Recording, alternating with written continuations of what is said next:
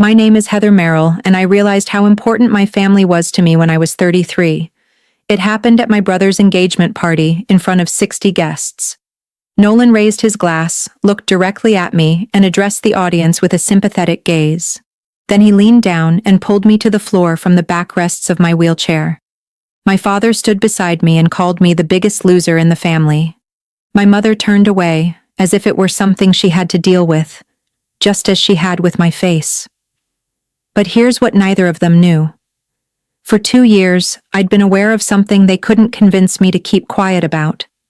None of us had imagined that in 15 minutes, 5 officers would walk through those doors, and silence would fall over the entire room. Welcome to the world of silent drama, where ordinary women face difficult families, and they face them with determination, not shouting. If you believe in the power of women, you're in the right place. Leave a comment and don't forget to subscribe. Let me take you back 2 years, to the image my family wants everyone to believe about me. I now live alone in a single-story apartment, about 25 minutes from the house where I grew up. Everything is close by. I drive my own car, a manual sedan, and work from my kitchen table conducting legal research and preparing real estate documents for 2 small businesses. I am a paralegal. This word is important later, so hold on tight. People hear the wheelchair and ask me to speak softly, and I stopped correcting them because it was draining the energy I was putting into my work. My family didn't ask me to speak softly. They would answer the phone, and when they did, it was usually to remind me not to dwell on the past. My mother said, "We won't dig her up again," as if we had agreed never to, as if she were a corpse we had buried together long ago. They called it a single-car accident. The report stated it was a single-car accident. But the whole town called it the tragic story of the Merrill girl who lost control of her car on Country Road 12. Every time I close my eyes, I remember the car lights. They weren't my car lights. If no one had reported it, they would have been the lights of a truck that had come right up close. I pressed my hand against the cold aluminum of the armrests and tried to hold on to that memory. Even my family had promised him that. They called it confusion. I started calling it a test. Here's the story everyone agrees on. 2 years ago, on a rainy October night, I was driving home from work when I lost control of my car and veered off Highway 12. The car flipped. I was in a coma for 9 days. When I woke up, my spine was broken at chest level, and the official accident report had already been written and signed without my knowledge. Before I could write a single sentence, the accident report was closed.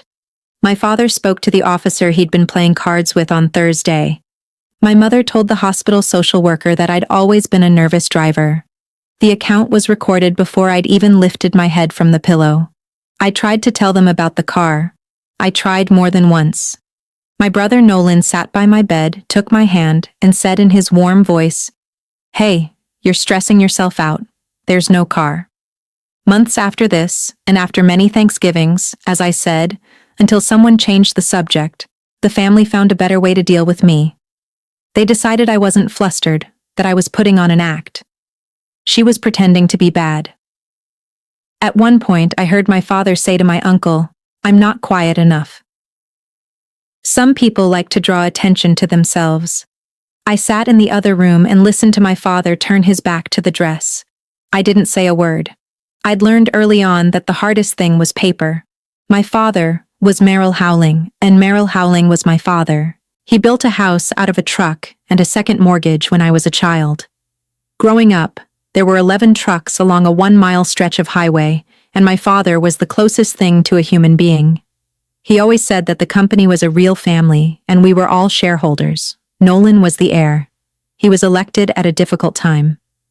My brother had spent the last few years arranging his business license, made the long journey himself, then joined the shipping company's board of directors, and one day ran the entire company.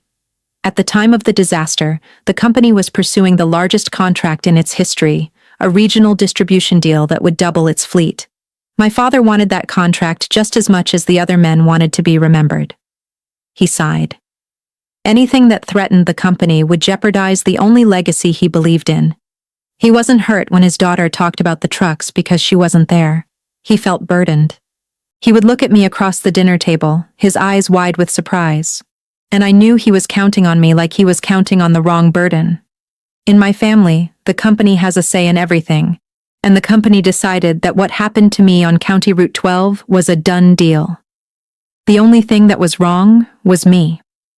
I let them believe I'd given up trying for 2 years. It's amazing what people say when they're sure you've stopped listening. The wedding took place in the spring. Nolan asked Bree Calloway for her hand in marriage. The kind teacher, who looked a little apprehensive, looked at him as if she were looking at someone she had decided to trust completely. The whole family was overjoyed. Suddenly, menus, tables, and a cottage for rent on Lake Carlton appeared, and my mother devised a plan to pretend I was fine. I watched from afar, taking in most of the family's belongings, now spread out on the edge of the table, while the plan unfolded before my eyes. No one asked my opinion about the place. No one asked if the country house had an entrance, but they didn't ask much. When I mentioned it, my mother held out her hand. "Well, dear, guess what? Don't complicate things." I stood there, my hand on the cold aluminum armrest, my face impassive, waiting, because I knew my silence would anger them more than my anger. Then my mother said something she'd been keeping to herself for 2 years. She was folding a napkin, and she didn't even look at me. She said, "We just want something happy. After I've done everything for this family, after I've put them through all of this, I'm the one who's going to help them through this, and I'm going to help them somehow." I didn't argue. The problem was the door I'd stopped going through. Instead, I went home that night, sat at the kitchen table, and opened the letter I'd received that week from the insurance company. It was a betrayal, but within it emerged the first glimmer of hope I'd seen in 2 years. The insurance company refused to cover the cost of the equipment I needed, a better wheelchair, and the rejection letter stated that I had the right to appeal. The letter explained the appeal process and that I was entitled to request my complete file, which I filled out. Medical records, invoices, and any accident documents related to the lawsuit. I read that paragraph 4 times.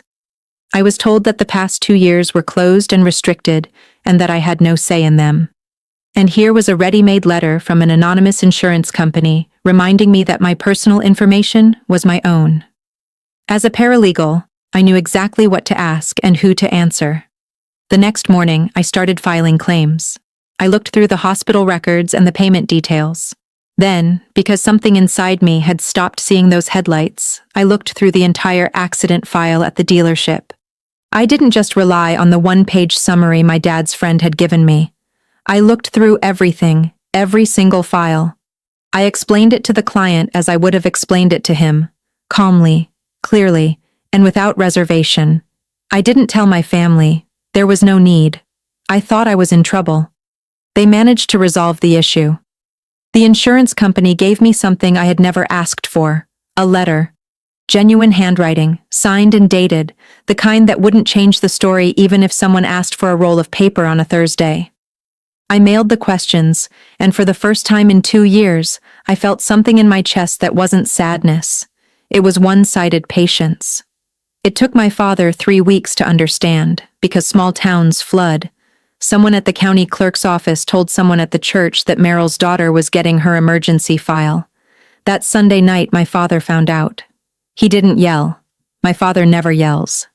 Yelling is for men who have lost control of the situation. He put his fork down, looked at me, and asked what I was doing.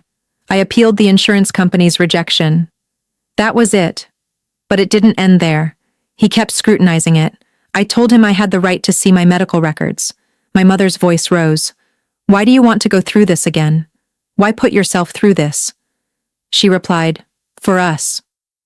Then my father uttered that sentence that would echo in my ears for the next 2 months, in his voice, in my mother's voice, in my head even when I was suffering from insomnia. He leaned back, folded his arms, and spoke softly, as if speaking with wisdom. He left it to his family. To his family. As if family were something fragile, I began to threaten him, not a wall hanging around my neck for 2 years. I looked around at that table, at the people who had signed documents on my unconscious body, and realized something clear and cold. They didn't ask me to be honest. They didn't ask me to shut up. That's not the same question. I said, okay. I said it calmly so they would believe me. Then I drove home in the dark for 25 minutes and looked in my mailbox. The first letter had arrived. I want to pause here for a moment because I know some of you are reading this for a reason. Someone in your life has told you to stop remembering something that happened to you. If that person is you, listen. Write it down. Keep the documentation. Don't argue with those who want you to be wrong, because you'll never win that argument, and you're not expected to. Comment with "I remember" to confirm you're still here. Then go back to the original post. This was the accident report, the full version. I read it slowly, as if I were reading with a pen. Each time I read it, my hand felt strangely cold. Not because of what was said, but because of what wasn't. There wasn't a single part that would have prevented a second vehicle. Nothing. In a serious injury accident, you would expect the investigator to explain this, to record the skidding, the debris, the point of impact, and to write, "There is no evidence of a second vehicle." If you believe this, simply ignore this report. Something else is missing. The Emergency Medical Services dispatch log, filled out by the paramedics at the scene, is not included. This log accurately records what they saw before anyone edited the story. The accident report and the Emergency Medical Services dispatch log are two separate documents, written by two different people. My father's friend wrote a question Thursday night, and the paramedics wrote another. I was sitting at the kitchen table in the middle of the night, staring at the empty space where a second ambulance was supposed to enter or exit. I picked up my pen and wrote a new question. This time, as the paramedics themselves said, getting a list of people who would be arriving at the emergency room immediately wasn't like ordering a pizza. There are privacy laws, data controllers, and application forms that must be submitted to the appropriate office, or they'll sit in a box for a month. I know all this, and that's the only place where my family's negative view of me is wrong. They thought my job had made me withdrawn and isolated, but my job has made me patient and meticulous, and patience and meticulousness are exactly what you need to navigate the labyrinth of bureaucracy. So I submitted the application correctly. I followed up weekly and waited. While I waited, I inquired cautiously, the way one asks when they don't want the municipality to start talking. That's how I met Marianne Voss. Marianne had been an emergency room nurse for 19 years before retiring. When I finished my trip in October of that year, she was working the night shift. I invited her for coffee. I didn't mislead her. I asked her what she remembered about the rollover accident on Country Road 122 last fall. She took a long time to make her coffee. Finally, she said, "I remember it. I remember thinking that the damage to the car she'd just been driving wasn't worth it." I asked her what she meant. She nodded slowly. "It was a while ago, but it was about the driver." I wrote it down. That should have been on the list. Again, it was a to-do list, a document no one had attached to my file. I thanked Marian, drove home, and that night I didn't rest my hands on the armrests to rack my brain. I did that because, for the first time, my memory was studying me. Marian gave me another name before we had even finished our coffee. That night, an old man stood there. He always stood by the ditch. He would tell the policeman whenever he saw a car. His name was Walt Whitfield. He was 81 years old, and he was pleased that I had called him in a sharp, melancholic tone. I went to see him on Tuesday. He made me a light cup of coffee and told me the whole story without me having to ask him twice. As he was driving home from his sister's house, crossing the slope on Country Road 12, he saw a small truck half-parked on the side of the road, its lights off, and my car overturned in a ditch behind it. When the truck stopped, the car had disappeared. It was dark. I jotted down most of the license plate number and gave it to the young policeman who was there. He never heard another word about it. No one followed up. No one contacted him. He assumed the police, like any decent person, had taken care of it. I sat in Walt Whitfield's kitchen, feeling as though 2 years of confusing phone calls were raining down on me. A man I'd never seen before had stood in the well and seen exactly what I had seen. A truck, a real truck that someone had drawn and someone else had erased. I asked Walt if he was prepared to tell the real person everything publicly. He nodded. "Madam," he said, "I've waited 2 years for someone to ask me." My father met me at my apartment a week later. He never came to my apartment. He seemed upset that there was no staircase, but he stood by the door, never sat down. "You went to see Walt Whitfield," he said. Life in the city had returned to normal. I didn't deny it. I asked him why he was so bothered when there was nothing available. Only then did the real reason come out. "Of all the things being said about recovery and the family, do you have any idea what that will do to the company?" He said the situation deteriorated rapidly. "We're very close to finalizing the distribution deal. Very close. You'll take the police back 2 years of chaos. You'll tarnish the family's reputation, and that deal will go through. 11 directors. Heather, your cousin Pete's business, the whole garden. That's all there is to it." That was the wall I felt around my neck for 2 years. Not sadness, not shame, but a promise. My father saw me as a burden, and he repeated it like the beating of the family drums. But now I fully understood what he meant. He left it to his family. He meant it to his community. He told me so himself. I looked at my father, the man I'd loved all my life, and the last vestiges of tenderness within me turned to calm and rationality. He hadn't come to protect me. He'd come to protect a contract that was more valuable than the truth about his daughter's backbone. I said, "Okay, Dad," closed the door, and called the lawyer. My mother came home 2 days after Dad left, and she was different. She wasn't leading the party. She wasn't leading anything. She sat on my sofa with her purse on her lap, like a woman in a lounge. She stared at her hands for a while.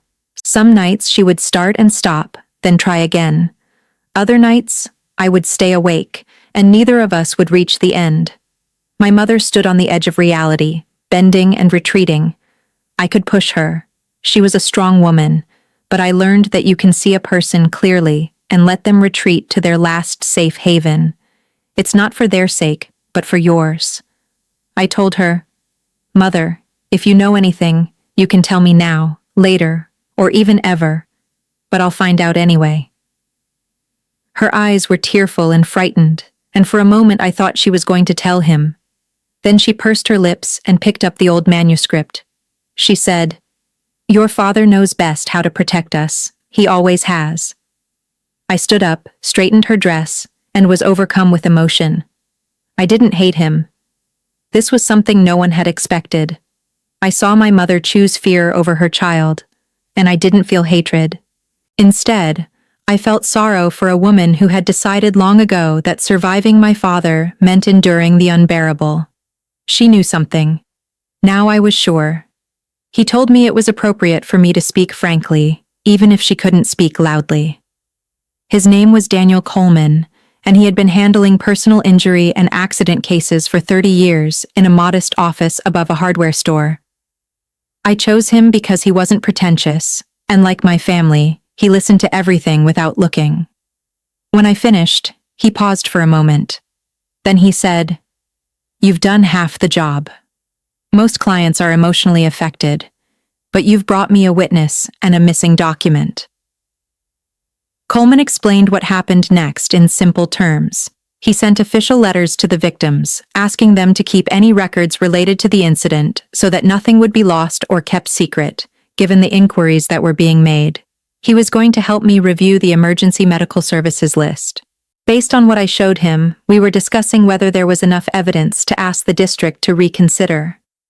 He was careful in his words, making no promises, just saying he would.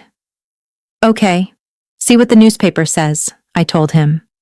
That made me believe him more. As I was leaving the office, I turned wrongly onto an industrial road on the south side of town, passing a low concrete block building with 2 open windows. Even before I saw the sign, the smell hit me. The smell of fresh paint, primer, motor oil, sharp tools, and chemicals wafted from the open parking lot. Ostrander Auto Body Shop. Dale Ostrander had been a friend of my father's 40 years. I hadn't noticed anything else that day, only the smell. My ability to recognize names would serve me well later. I rolled down the windows and continued home, stopping to ask my family to believe me. I was doing something they didn't need me to. The emergency medical services request list arrived Thursday in a thin, lightweight envelope, but it changed everything. A notarized copy, sealed and signed. I made myself a cup of coffee before opening it, knowing I wouldn't be able to read it afterward, and that I needed another minute before that. Then I sat down at the kitchen table, opened the pages, and read the paramedic's account of the night I lost control. His words were brief, concise, and deeply moving. The team had noted what they saw below the description of the scene before anyone could piece together the story. Paint marks on the driver's side door and the rear panel. A car of a different color than mine, a vehicle that was there before it overturned. Below, there's a note about the wreckage, the angle of impact, the internal curvature on the side, and how the metal bends when it hits something as it veers off the road. Even the paramedic noticed it. I recommend checking another car. It was there, handwritten. I confirmed I was 2 years old. The second car. Its color wasn't mine. It hit the door next to where I was. I read it once. I read it a second time. I read it a third time. Slowly. Like you're pressing on it to make sure it's real, like a wound. My family told me I'd been confused for 2 years. They told me there hadn't been a truck. I wrote that I was hurting myself to get attention. The paramedics who pulled me out of that hole wrote that someone had punched and kicked me that night. I didn't answer the phone and I didn't break down. I sat very quietly with my hands on the table, and I only spoke once in the empty kitchen in a faint voice that was almost a whisper. I'm not claiming that. It was a truck. So I made a copy, saved the first copy in my files, and started looking for the paint job. When Coleman saw the list of victims, he acted quickly. A second car would change everything legally. It would turn my one unfortunate accident as a victim in a wheelchair into a hit and run. That was another file. The question was simple and terrifying at the same time. Whose car was this? I remembered Walt Whitfield's black pickup truck and its partial license plate. I remembered my father walking briskly and quietly toward my house, talking about contracts. And I remembered a concrete block building on the south side of town, smelling of fresh paint. Coleman knew how to ask questions I couldn't ask without telling anyone. Auto repair shops keep records. They have to keep records of parts, insurance, and taxes. This record allows the patient to track suppliers and insurance companies that the investigator can follow up with. It took the investigator 2 weeks of hard work, but 3 days after the accident, he returned with a receipt from the Ostrander Auto Repair Shop, a front left panel, a bumper, and a full paint job. The vehicle was a dark-colored pickup truck. Its registered owner was my brother, Nolan Merrill, and my father, Raymond Merrill, had paid the full amount that day. His name was listed in the Dale Ostrander records. I placed the receipt next to my travel diary, letting it fill in the gaps my family said they had forbidden me to look at for 2 years. A truck hit me. My brother was driving. 3 days later, my father paid for the dent his son had made in my back. Now I understand why the doors smelled open. They not only fixed the truck, but they repainted it. But they never once thought about my car. The car was completely wrecked and had been towed to a dumpster on the county line, where it sat for 2 years. The strange paint was still stuck to the driver's side door, in the exact spot where the paramedics had seen it. They'd forgotten they were waiting for my sample and had cleaned it off Nolan's car. Coleman told me what I already suspected, that the civil and criminal cases were separate tracks, and I could pursue either one. The civil route was my car. I could file a lawsuit. The criminal route belonged to the county, and I needed someone with a license plate to fix that. He made a phone call, and that's how I ended up at Detective Butt's office. She was a tired, polite, and demanding woman, but she was willing to investigate the crime scene in the small town. I listed them in order: registration details, paint transfer, the witness holding the partial license plate, the bread machine license plate receipt, and 3 days later my father paid in cash. Boot read the receipt twice without saying a word. Then she leaned back and said, "I'll tell you the truth. Causing a car accident and serious injury isn't a crime. This kind of thing takes longer than people realize. When a case is closed, new evidence might be enough to reopen it." I touched the document. This is new evidence. It shouldn't have been removed from the file. You didn't promise me I'd go to jail. You didn't promise me anything." She said she would retrieve the first file to see who had worked on it and to find out how the second vehicle inspection checklist had been lost in a serious accident. But as I was about to leave, she said something else, as if speaking to herself. Someone had decided to bury me. I drove home, my hands in my pockets. For 2 years, my family had told me nothing was wrong. I'd given him ample time to meet with the detective. The silence was almost over. Nolan had come to see me alone, but he hadn't. That's when I knew my family understood the change in circumstances. This time, his warm voice wasn't there. He was sitting across from me at the kitchen table, where the list of athletes lay, and he looked at my brother with a look I'd never seen before. Fear. A mask of anger. "I know you've been talking to people," he said. I didn't answer. I realized then that silence speaks volumes. He said in a trembling voice, "It was an accident. Do you think I made it happen? Do you think I wanted my sister to sit on the chair?" Then he said something that will stay with me for the rest of my life.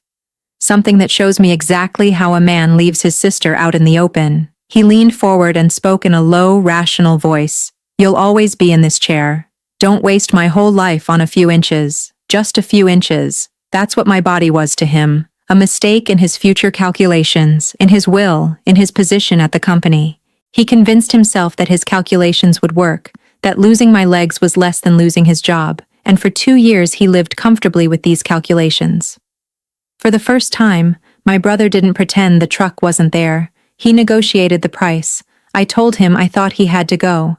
He got up and went back to the door. I told him not to ruin the party. He'd regret it. I hadn't meant to, as it turned out. But he would. Hurry up, because some of you are already where I'm going. If someone has ever asked you to stay silent to protect those who hurt you, you know how difficult it is to receive a message in your lap. Sarcastically, I've reached a point where being alone isn't working for me anymore. Hit subscribe so others can find it. And let me know in the comments, are you going to that party? Follow me, because I went. 11 days later, Detective Butt called me. She took the original file and confirmed that the missing arrest list wasn't a mistake, but rather a brief summary that had been circulated. The police officer in charge of the crime scene said, "Yes, my father's partner retired Thursday night." Detective Butt quietly reopened the investigation. She asked me to do the hardest thing I've ever done, and it was nothing. Don't say a word, don't change a thing, don't criticize Nolan, don't talk to my father, don't tell my family the ground has opened up beneath their feet. Because as soon as they know, money and friendship will start filling the void again. So I deliberately kept quiet. I smiled at the Sunday dinner table. I led my father to believe that my pressure had finally paid off and that I would leave the family alone. Behind the scenes, Coleman was preparing a civil suit. Boot was crafting a banner and eagerly rummaging through Ostender's initial records in the open case. A judge was taking the unusual paint from my old car into the trash and matching the paint code and primer to the factory paint on the Nolan model, and Walt Whitfield was delivering a formal statement in a small gray room. Silence was not surrender. The silence was like a fuse. I'd been told to keep quiet for 2 years, but now my silence was finally working in my favor instead of against me. I had to hold on a little longer. The engagement invitation arrived on thick, cream-colored paper, carefully handwritten by my mother. It almost worked for me for a while. The role of the little girl was still what these people wanted. Then I realized the meaning of the invitation. It wasn't a gesture of peace, it was a show. I wanted my family at the inn in front of 60 guests, smiling, interacting, and visibly happy, so that the townspeople could see that the Merrill family was happy and had nothing to hide. Let me pretend I was the girl they'd agreed on, the united front. I almost refused. Then I thought about the timing. They said Coleman would be ready to file a civil suit within a week, but told me her investigation had reached a dead end.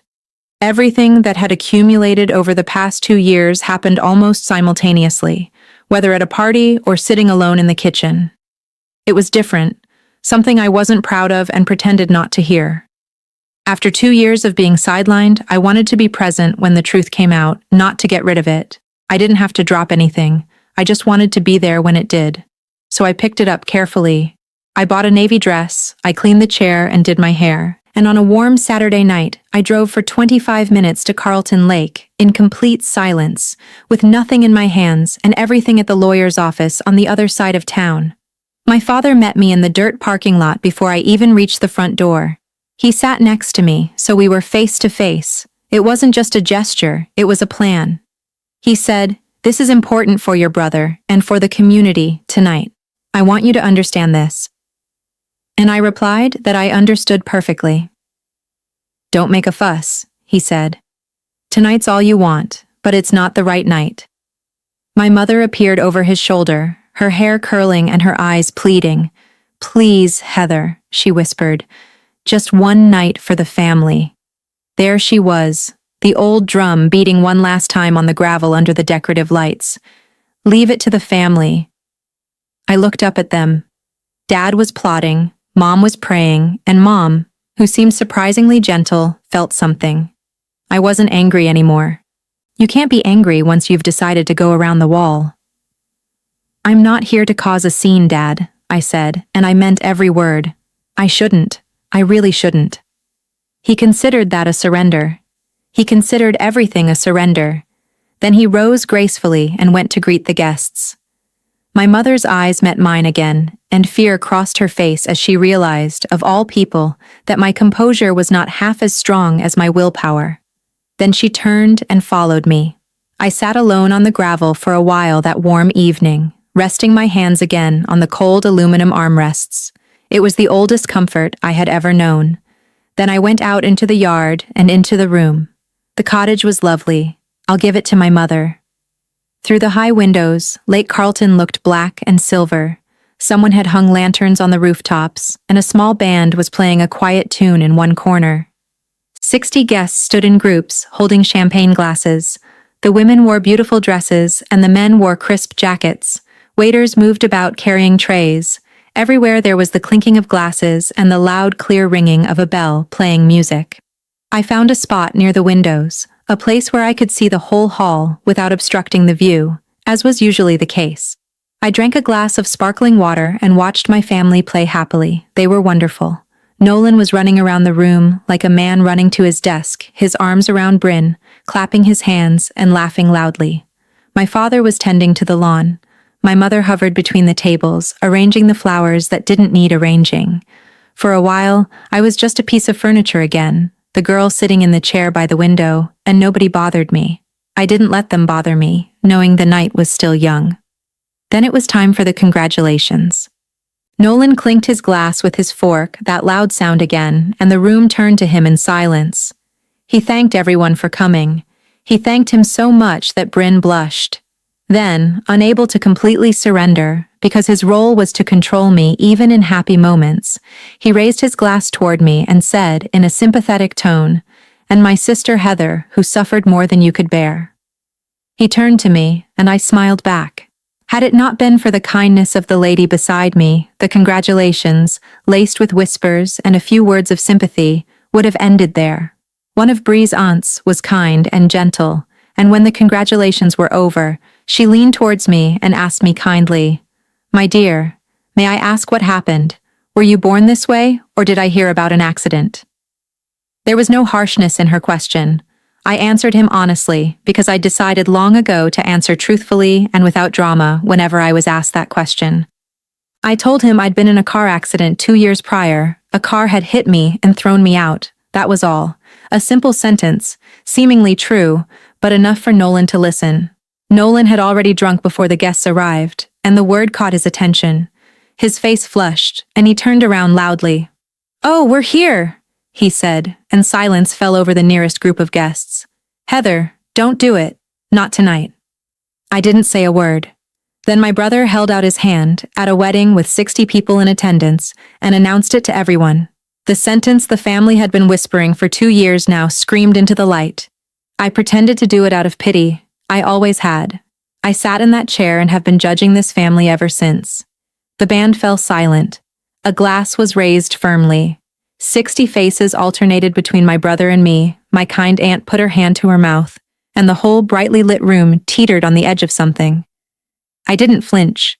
I waited 2 years to hear him speak in front of witnesses. My father rushed across the room, and I watched him intently. The guests and staff were standing around the table, while the poor boy was shouting and acting as if the whole neighborhood was in front of him. He had to hang up the phone. My father knew that the quickest way to solve any problem was to crush that small group, so he didn't tell Nolan to stop. He turned to me, stood on my chair with his back to the room so they couldn't see his face, and said in the loudest voice he could muster, "Sit there and shut up. You're the biggest flop in the family, and you're not going to ruin your brother's night just to be the center of attention." The biggest flop in the family. There she is, the third stone thrown in front of 60 people. I looked up from my father and saw my mother over his shoulder. She was standing motionless at the dessert table. She turned her face away from the darkened windows, from the lake, from anything that wasn't her son lying on the ground at that moment. She didn't want to see me. She decided again that surviving him meant not seeing me. Silence filled the room now. Bree put her hands to her mouth. The workers stamped their boots, and I realized my family had worked in a public place, in front of every witness in the case. This is what they did secretly for 2 years. They called me a liar and a burden, and demanded I agree to the room. The only difference was the presence of witnesses. They gave me 60 witnesses. They didn't realize the value of this gift. I had to stop there. The wisest, safest course of action was to remain silent and let their cruelty fade away. But I'm only human. 2 years later, I let him settle the score. I looked at my brother, as calm as water, and said, "That was another car, Nolan, and I know its color." His face changed, not with anger, but with shock. The shock of a man hearing a locked door open, and the shock of a drunken man who's lost everything is dangerous. He moved toward me quickly. Before anyone could move, before my father could turn around, Nolan grabbed the armrests of my wheelchair and pulled hard, causing the chair to twist and me to fall. I hit the wooden floor with my knees and shoulders, my legs crossed as they are now, heavy and useless, and the whole room exploded in an instant. Glass shattered somewhere, a woman screamed, and on top of that, at the same time, I heard a faint but clear male voice near the door.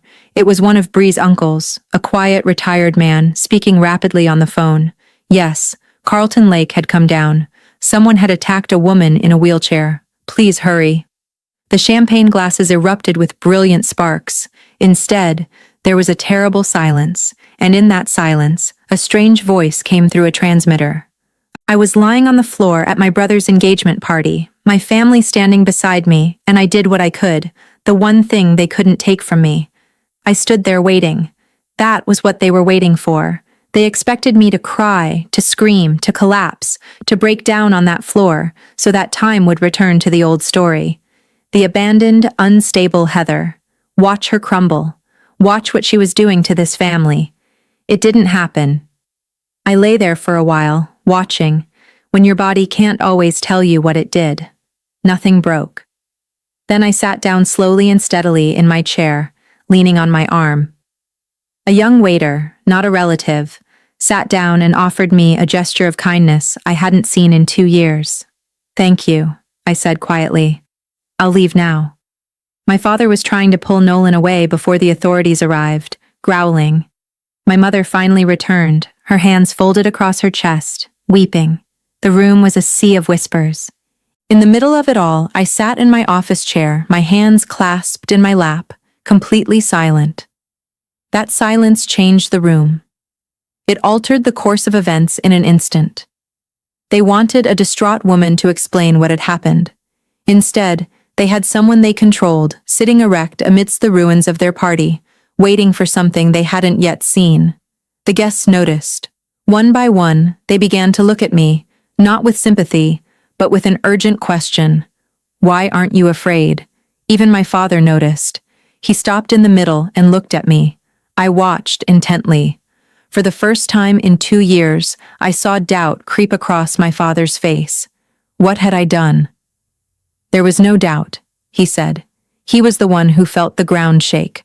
I thought, you can stand on someone your whole life and yet be the one about to fall. I didn't say it aloud. I just looked directly at him.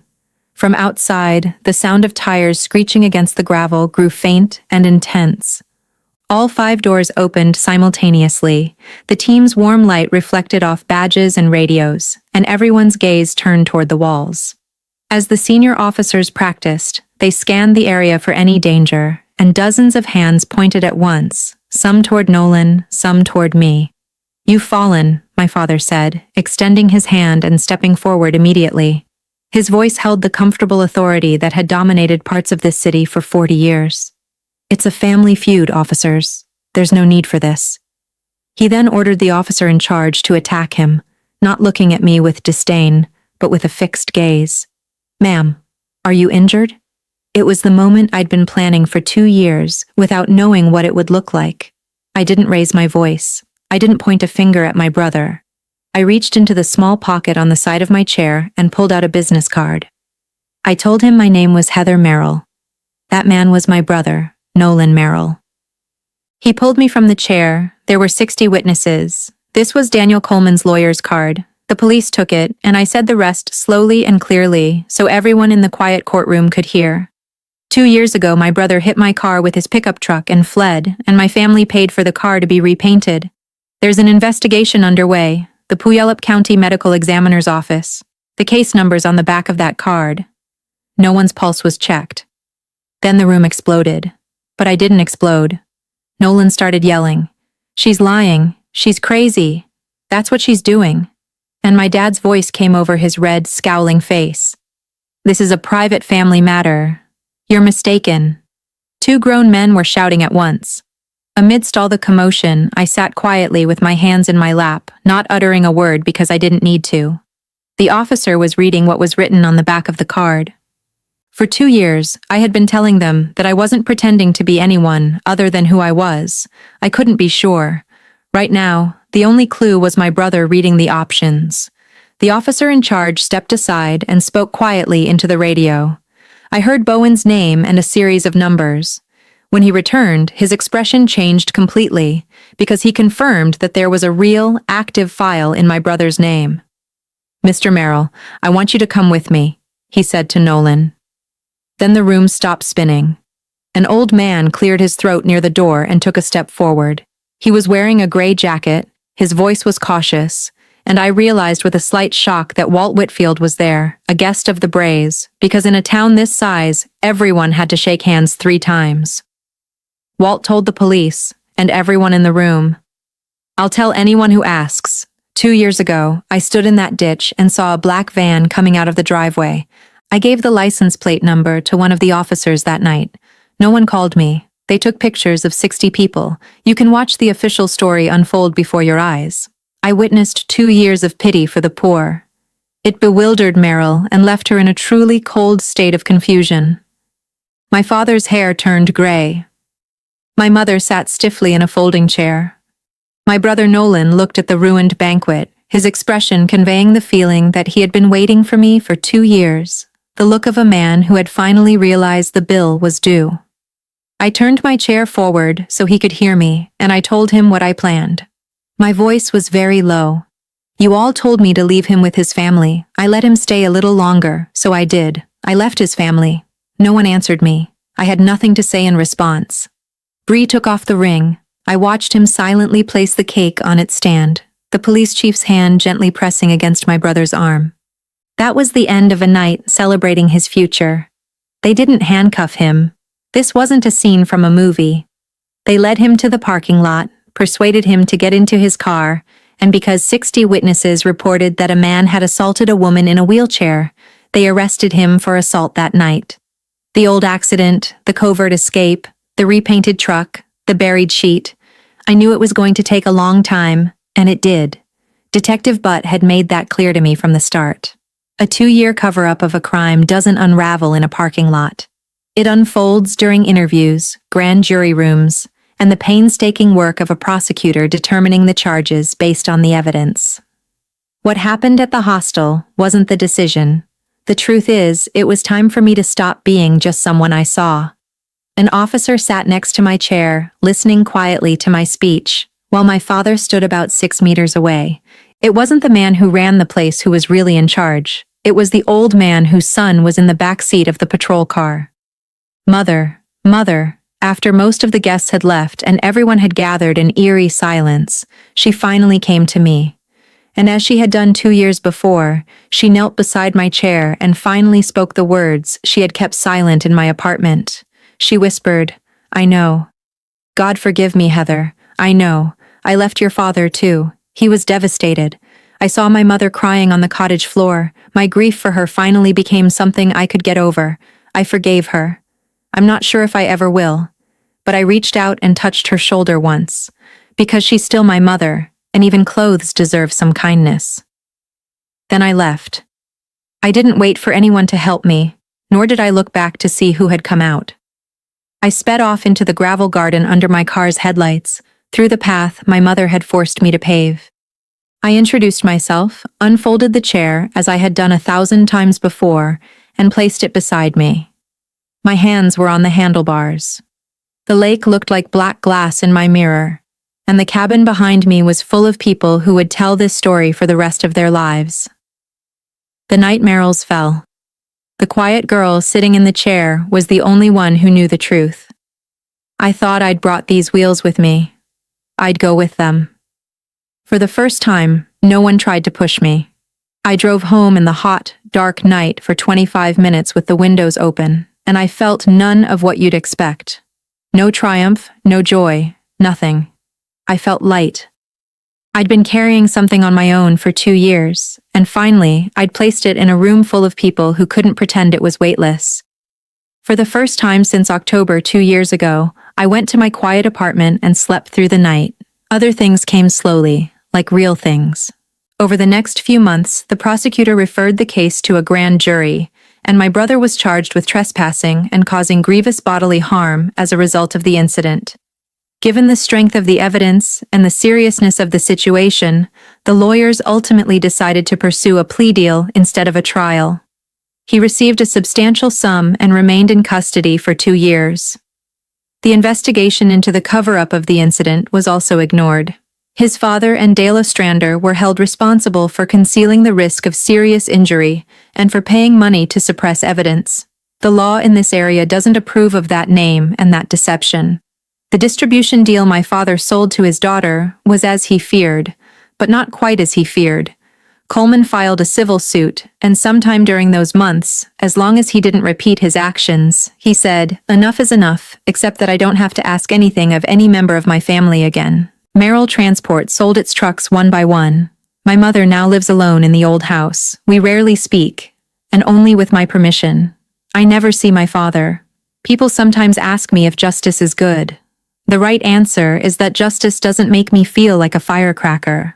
I finally felt like a door closing on a room that had been shut in my face, in silence, and finally to my right. I still live in the same single-story apartment, and I still conduct my legal research at the kitchen table, where I once read an ambulance report in the middle of the night. I now have some real friends, whom I allow to tell me everything, which is new to me. Keeping this secret for just 2 years has taught me that some burdens are not taken for personal gain. I bought the best wheelchair the insurance company ever rejected. I have lunch with Walt Whitfield every few months. He loves the courthouse restaurant and still calls when I miss him. I don't expect my father to apologize because I've finally realized he never needed me, and more importantly, he doesn't need me now. It took me 2 years to learn this subject, and it was like a botched wedding invitation. People who hurt you will never tell you the truth. You have to keep it to yourself. You have to write, keep a journal, and trust your memory, even in the most difficult circumstances. I stopped asking them to trust me. I started holding on to the information. The information set me free. I waited 2 years for those who hurt me to believe what they said. The day I stopped waiting and started writing, I finally got my life back. This is my story. I've been thinking about it for 2 years. The ambulance report and the party that finally told me the truth. If this reminds you of the importance of relying on your memory or keeping track of your documents when others can't, consider it a signal to do so today. And if you know someone who needs to hear this, share it, leave a comment, hit the subscribe button, and see you next time.